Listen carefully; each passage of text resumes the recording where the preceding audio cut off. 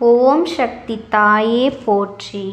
நீ நல்லது நினைத்தால் இந்த தாயின் ஆசீர்வாதத்தில் உனக்கு நல்லது மட்டுமே நடக்கும்.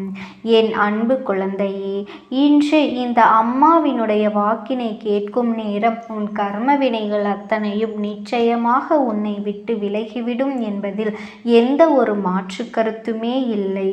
இன்று இந்த அம்மா என்னுடைய வாக்கினை உனக்கு நான் தர வரவில்லை, மாறாக உன்னுடைய குலதெய்வத்தின் வாக்கினை தான் உன்னிடத்தில் கொண்டு வந்திருக்கிறேன்.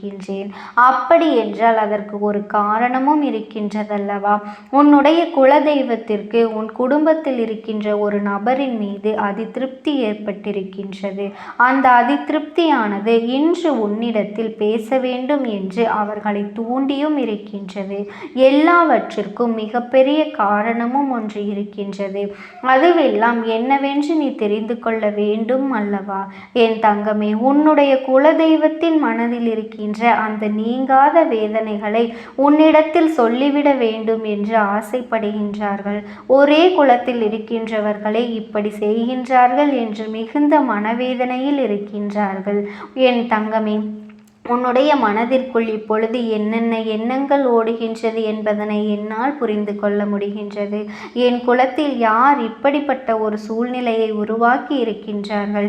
குலதெய்வத்திற்கு அவர்கள் மீது வெறுப்பு வந்திருக்கின்றது என்றால் அப்படி என்ன நடந்து விட்டது என்று நீ நினைக்கின்றாய் அல்லவா? என் தங்கமே, இதை நீ உன் குலதெய்வத்தின் வாயாலேயே கேட்டுக்கொள். இப்பொழுது இந்த அம்மா உன்னுடைய குலதெய்வத்தின் வாக்கினை அப்படியே சொல்லிவிடுகின்றேன். அவர்கள் என்னிடத்தில் என்ன சொன்னார்கள் என்பதனை நான் முழுவதுமாக உன்னிடத்தில் சொல்கின்றேன். அதன் பிறகாவது உனக்கு என்ன நடந்து கொண்டிருக்கின்றது, உன் வாழ்க்கையில் இனி என்ன நடக்க வேண்டும் என்பதையெல்லாம் நீயாகவே புரிந்து அதற்கு தகுந்தது போல நடந்து கொள்வாய். இதோ உன் குலதெய்வம் பேசுவதை நீ முழுமையாக கேள். என் தங்கமே, நான் தான் உன்னுடைய குலதெய்வம். என்னுடைய குலத்தில் இருக்கின்ற எல்லா குழந்தைகளையும் ஒன்று போலத்தான் நான் பார்க்கின்றேன். அதுபோல அவர்கள் எல்லோருமே ஒற்றுமையாகத்தான் இருப்பார்கள் என்று இது நாள் வரையிலும் நான் நினைத்து கொண்டிருக்கின்றேன். நான் இங்கே உங்களுக்காக எத்தனையோ நல்ல நல்ல வாய்ப்புகளையும் வாழ்க்கையில் முன்னேறுவதற்கான சூழ்நிலைகளை எல்லாம் ஏற்படுத்தி கொடுத்து கொண்டுதான் இருக்கின்றேன். இதுவெல்லாம் எதற்காக வென்றால் என்னுடைய எல்லா குழந்தைகளும் சந்தோஷமாக இருக்க வேண்டும். அவர்கள் எப்பொழுதும் ஒற்றுமையாக இருந்து நம்முடைய குலத்தை நல்லபடியாக வழிநடத்த வேண்டும் என்பதற்காகத்தான். எனக்கு பூஜைகளை செய்யும் பொழுதெல்லாம் இவர்கள் ஒற்றுமையாக நின்று கொண்டிருக்க வேண்டும் என்றுதான் நான் எப்பொழுதும் ஆசைப்படுகின்றேன். ஆனால் இவர்களோ என்ன செய்து கொண்டிருக்கின்றார்கள் தெரியுமா? என் பிள்ளையே, உனக்கு இந்த விஷயம் தெரிந்திருக்க வாய்ப்பே இல்லை. ஏனென்றால் அவர்கள் என்னிடத்தில் வந்து சொன்ன விஷயம் எனக்குத்தானே தெரியும். என் பிள்ளையே, உன்னை பற்றி அவர்கள் என்ன சொன்னார்கள் என்பதை மட்டும் நான் தானே அறிவேன். அது எத்தனை பெரிய தவறான விஷயம் என்பதனை அவர்கள் என்னிடத்தில் சொன்ன பிறகுதான் தெரிந்தது. இப்பொழுது அவர்கள் மீது நான் மிகப்பெரிய வெறுப்பில் இருந்து கொண்டிருக்கின்றேன். என் குழந்தையே, உனக்கு மிகப்பெரிய துரோகத்தை செய்ய வேண்டும் என்று என்னிடமே வந்து வேண்டுதல் வைக்கிறார்கள். நீ என்னுடைய குலசாமி அல்லவா? என் மனதில் இருக்கின்ற இந்த வேதனையை போக்கி தந்துவிட மாட்டாயா? என் மனதை அவர்கள் வேதனைப்படுத்தி விட்டார்கள், கஷ்டப்படுத்தி விட்டார்கள். அதனால் அவர்களை எப்படியாவது ஏதாவது ஒன்று செய்துவிட வேண்டும். அவர்கள் வாழ்க்கையிலிருந்து மீள முடியாத அளவிற்கு ஏதாவது ஒரு கஷ்டத்தை கொடுக்க வேண்டும் என்று என்னிடத்திலே வந்து உன்னை பற்றி சொல்கின்றார்கள். என் தங்கமே, அப்படி யாருடைய மனதில் நீ சிறு வேதனையை ஏற்படுத்தி இருக்கின்றாய் என்று சற்று சிந்தித்து பார். அவர்கள் என்று உன் வாழ்க்கையே இருக்கக்கூடாது என்றல்லவா என்னிடத்தில் வந்து வேண்டுதல் வைக்கின்றார்கள். நான் இங்கே உங்கள் ஒருவரின் ஒற்றுமைக்காகவும் பாடுபட்டு கொண்டிருக்கின்ற இந்த நேரத்தில் என்னுடைய சன்னதியில் வந்து நின்று கொண்டு நீ வாழக்கூடாது என்று அவர்கள் சொன்ன அந்த வார்த்தை என் மனதை ரணமாக்கி விட்டது. நிஜமான உண்மை என்னவென்றால் அதை தாங்கிக் கொள்ள முடியவில்லை. ஏன் இப்படி செய்கின்றார்கள், உங்களுக்குள் என்ன பிரச்சனை என்று பார்க்கும் பொழுதுதான் எனக்கு அது புரிந்தது.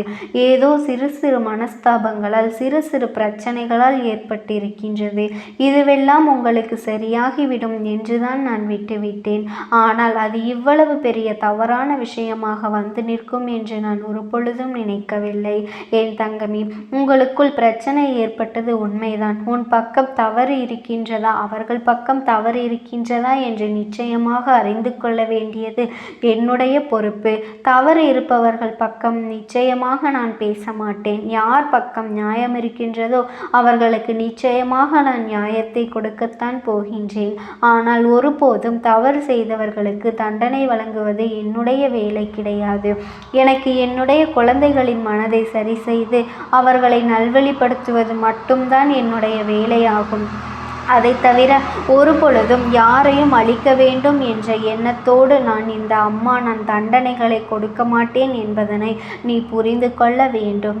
என் அன்பு பிள்ளையே, உனக்கு இது போன்று செய்ய வேண்டும் என்று நினைத்தவர்கள் இன்னும் என்னவெல்லாம் செய்ய துணிந்தார்களோ என்று தெரியாமல் தான் நான் சற்று மனக்குழப்பத்தில் இருந்து கொண்டிருக்கின்றேன். ஒன்றை மட்டும் நீ நன்றாக புரிந்து கொள். யாரிடத்திலும் உனக்கு என்னென்ன மனக்கசப்புகள் இருந்தாலும் சரி, நீ அந்த மனக்கசப்புகளை எல்லாம் உன்னிடத்திலிருந்து தூக்கி எறிந்துவிட்டு எந்த ஒரு சண்டையும் அவர்களிடத்தில் இனி உனக்கு வேண்டாம். நீ அதற்காக எல்லாவற்றையும் பொறுத்து கொண்டு செல்ல வேண்டும் என்று நான் சொல்லவில்லை. எதுவாக இருந்தாலுமே அதை என்னிடத்தில் நீ விட்டுவிடு என்றுதான் நான் சொல்கின்றேன். என் தங்க குழந்தையே, என்னிடத்தில் இதை நீ விட்டுவிட்ட பிறகு அதையெல்லாம் நான் பார்த்து கொள்ளப் போகின்றேன். அது என்னுடைய முக்கியமான பொறுப்பல்லவா? அதற்கு பிறகு நான் அவர்களுக்கு என்ன செய்ய வேண்டுமோ அதை நான் செய்து விடுகின்றேன். என் குழந்தையே, உன்னுடைய மனதில் இருக்கின்ற வேதனைகளுக்கு எல்லாம் நான் இப்பொழுது தகுந்த பதிலையும் தந்து விடுகின்றேன். என் செல்லமே, வாழ்க்கை உனக்கு கொடுக்க நினைக்கின்ற விஷயங்கள் எனக்கு மட்டுமே தெரியும். உன் குலதெய்வம் என்னை தாண்டி உனக்கு நல்ல விஷயங்கள் ஆனாலும் சரி, கெட்ட விஷயங்கள் ஆனாலும் சரி, என்னுடைய அனுமதி இல்லாமல் எதுவும் உன்னை செய்துவிட முடியாது. அதனால் நீ எதற்காகவும் பயப்பட வேண்டாம். அவர்கள் என்னிடத்தில் தானே உனக்கு ஏதாவது செய்ய வேண்டும், ஆக வேண்டும், அழிக்க வேண்டும் என்று வேண்டுதல் வைத்திருக்கின்றார்கள். என் பிள்ளையே, உன்னுடைய வாழ்க்கையை அழிக்க வேண்டும் என்று சொன்னதுக்கு அவர்களை அப்படியே விட்டுவிட்டாய் என்று கூட நீ என் மீது கோபப்படலாம். நிச்சயமாக அவர்களை நான் விட்டுவிடவில்லை. என் குழந்தையே, இன்னொருவரின் மனதினை வேதனைப்படுத்தியிருப்பது உண்மையானால் நிச்சயமாக தவறான செயல். அது மட்டுமல்ல, அவர்கள் செய்த தவறுக்கு உன்னிடத்தில் மன்னிப்பு கேட்க வேண்டியதும் அவசியம்தான். உன் பக்கத்தில் தவறு இருக்கும் பட்சத்தில் நீயும் மன்னிப்பு கேட்டுத்தான் ஆக வேண்டும். அதை நீ செய்வதில் எந்த ஒரு தவறும் கிடையாது. அதே சமயத்தில் தவறு அவர்கள் பக்கம் இருக்கின்றது என்றால் நான் அவர்களுக்கு கொடுக்க போகின்ற தண்டனை என்ன தெரியுமா? இந்த தெய்வத்தினுடைய பார்வை சில நாட்களுக்கு அவர்கள் மீது இருக்காது. அவர்கள் உனக்கு என்னென்ன செய்ய வேண்டும் என்று நினைத்தார்களோ அதுவெல்லாம் அவர்கள் வாழ்க்கையிலும் நடக்கப் போகின்றது. அப்பொழுதுதான் எத்தனை வேதனைகள் அவர்கள் அனுபவிக்கின்றார்கள் என்பதனை எல்லாம் நீ புரிந்து கொண்டு, இப்படிப்பட்ட வேதனையை நாம் யாருக்கும் கொடுக்கக்கூடாது, நாம் தவறான வேண்டுதலை நம் குலதெய்வத்திடம் விட்டுவிட்டோம் என்று வருந்தி உன் காலடியில் மன்னிப்பு கேட்பார்கள் என் செல்லமே. இதற்கெல்லாம் நிச்சயமாக அவர்கள் பதில் கூறியேதான் ஆக வேண்டும். நீ கவலைப்படாதே. அவர்கள் புரிந்து கொண்டு வரட்டும். நிச்சயமாக அவர்கள் புரிந்து கொண்ட பிறகு என்னிடத்தில் மன்னிப்பு கேட்க வருவார்கள். அதன் பிறகு அவர்கள் வாழ்க்கையை நான் மீண்டும் பழைய நிலைக்கு திருப்பி கொடுத்து விடுவேன். இதுதான் இப்பொழுது நான் செய்ய துணிந்திருக்கின்றேன் என்பதனை புரிந்து கொள். நாம் ஒருவருக்கு நல்லதை செய்தாலும் கெட்டதை செய்தாலும் நம் மீது வஞ்சக எண்ணம் ஒருவருக்கு வந்துவிட்டது என்றால் அவர்கள் குலதெய்வத்தில் கூட வாழ்க்கையை அழிக்க வேண்டும் என்று சொல்வார்கள் என்பதனை நீ புரிந்து கொள்ள வேண்டும் என் செல்லமே. ஒரே குலத்தில் இருக்கின்றவர்கள் சில பேர் என்னுடைய கோவிலில் நின்று தவறான வார்த்தைகளை பேசி சண்டையிடுகின்றார்கள். இதுவெல்லாம் எனக்கு எத்தனை மனவேதனைகளை ஏற்படுத்தும் என்பதனை அவர்கள் அறிந்திருக்கவில்லை. பொறுமைக்கும் ஒரு எல்லை உண்டு அல்லவா? என்னுடைய பொறுமையின் எல்லை மீறும் பொழுதுதான் அவர்களினுடைய குலத்தை எல்லாம் நான் காக்காமல் சென்று விடுகின்றேன் என்பது அவர்களுக்கு ஒரு பொழுதும் தெரிவதே இல்லை. அதையெல்லாம் நான் விட்டு விடுகின்றேன் என் செல்லமே. இது நாள் வரையிலும் நான் அவர்கள் மீது எத்தனையோ அன்பினை, எத்தனையோ வாய்ப்புகளை எல்லாம் ஏற்படுத்தி கொடுத்து கொண்டுதான் இருந்தேன். ஆனால் அவர்கள் என் மீது கொஞ்சம் கூட பயம் இல்லாமல் தவறான வழியில் சென்று விடுகின்றார்கள். இதையெல்லாம் நிச்சயமாக மாற வேண்டும் அல்லவா? உன்னுடைய வாழ்க்கையில் நடந்த எல்லாவற்றையும் இனி நான் சந்தோஷமாக மாற்றி கொடுக்க போகின்றேன். என் பிள்ளையே, நீ உன்னுடைய மனசாட்சிக்கு பயந்து ஒரு விஷயத்தை செய்ய வேண்டும். உன் பக்கம் தவறு இல்லை என்றால் தண்டனையை நான் அவர்களுக்குத்தான் வழங்கப் போகின்றேன். என் அன்பு குழந்தையே, உன்னுடைய குலதெய்வத்தின் வாக்கினை கேட்டாய் அல்லவா? நிச்சயமாக யாரோ ஏதோ செய்ய நினைத்திருக்கின்றார்கள். அதை உன்னுடைய குலதெய்வம்தான் நிச்சயமாக தடுத்து நிறுத்தியும் விடுவார்கள். என் தங்கமே, யார் மீதாவது உனக்கு தவறான எண்ணங்கள் இருந்தால் உடனடியாக அதனை நீ சரி செய்து கொள். என் தங்க குழந்தையே, இந்த தாயானவளினுடைய அன்பும் ஆசீர்வாதங்களும் உனக்கு என்றென்றைக்குமே முழுமையாக கிடைத்து கொண்டேதான் இருக்கும். ஓம் சக்தி. ஓம் ஆதிபரா சக்தி.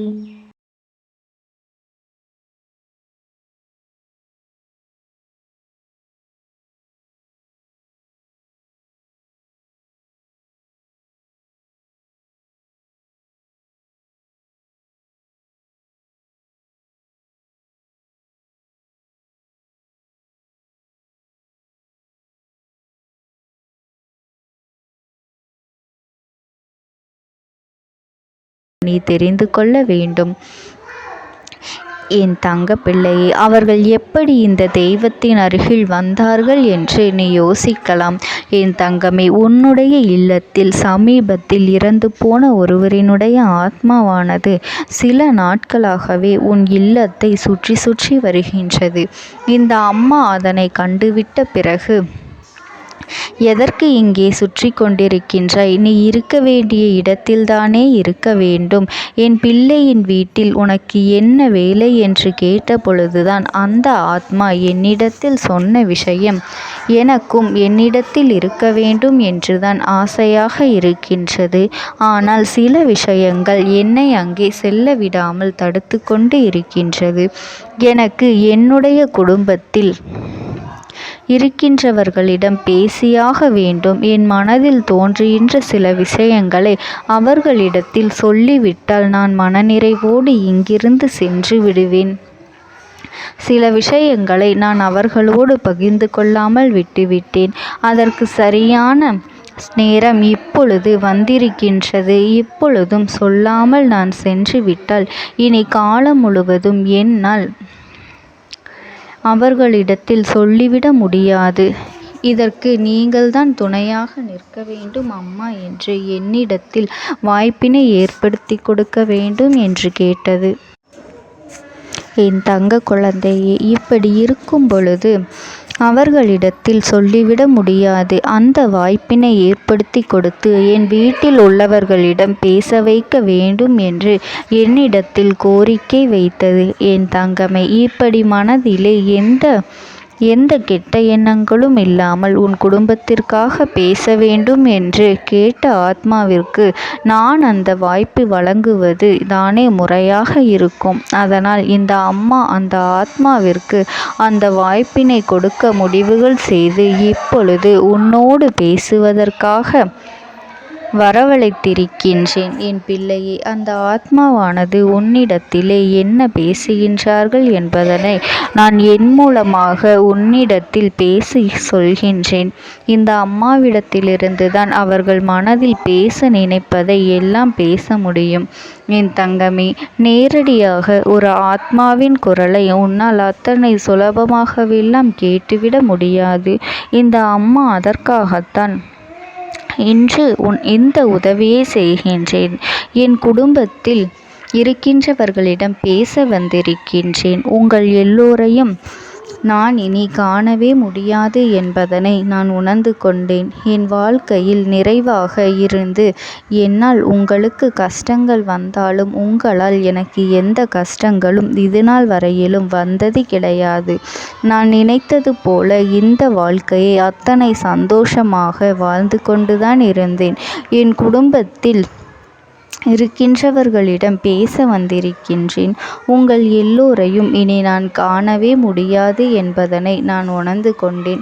உங்களோடு இருந்த இந்த காலகட்டம் குறைவாக இருந்தாலும் எனக்கு கிடைத்த சந்தோஷங்களும் மகிழ்ச்சியும் ஏராளமாக இருந்தது. அதனால் எனக்கு எந்த ஒரு கவலையும் இதுவரையில் இருந்ததே கிடையாது. நான் நினைத்தது போல இந்த வாழ்க்கையை நான் சந்தோஷமாகத்தான் வாழ்ந்து கொண்டு இருந்தேன். ஆனால் இவ்வளவு காலம் எனக்கு சீக்கிரமாக என்னுடைய ஆயுள் முடிந்துவிடும் என்று எனக்கு முன்பே தெரியாது. அது தெரிந்திருந்தால் நிச்சயமாக என் மனதில் இருக்கின்ற அத்தனை விஷயங்களையும் நான் உங்களிடத்தில் சொல்லியிருப்பேன். ஆனால் எல்லோரும் நினைப்பது போலத்தானே நானும் நினைத்திருந்தேன். எனக்கும் இந்த உலகத்தை விட்டு செல்ல வேண்டும் என்ற ஆசை கிடையாது. மற்றவர்கள் சொல்வது போல எதற்காக பிறந்தோம், நாம் ஏன் பிறந்தோம் என்று ஒரு நாளும் நான் நினைத்தது கிடையாது. வாழ வேண்டும் என்றுதான் ஆசைப்பட்டேன். என்னுடைய ஆசைகள் எல்லாம் நிராசையாகும்படி இந்த உலகத்தில் விட்டு செல்ல வேண்டிய காலகட்டம் கட்டாயம் வந்துவிட்டது. என்னுடைய கடமை இங்கே சரியாக முடிவதற்கு வந்துவிட்டது. இன்று நான் உங்களோடு பேச வந்ததற்கு முக்கியமான காரணம், சில விஷயங்களை எல்லாம் உங்களோடு சொல்லாமல் விட்டுவிட்டேன். எப்படி நடக்கும் என்று தெரியாமல் நான் சில விஷயங்களை செய்தும் முடித்துவிட்டேன். அதற்காக உங்களிடத்தில் நான் மன்னிப்பு கேட்டுக்கொள்கின்றேன். இதை உங்களிடத்தில் பகிர்ந்து கொள்ள வேண்டும் என்றுதான் இன்று நான் வந்திருக்கின்றேன்.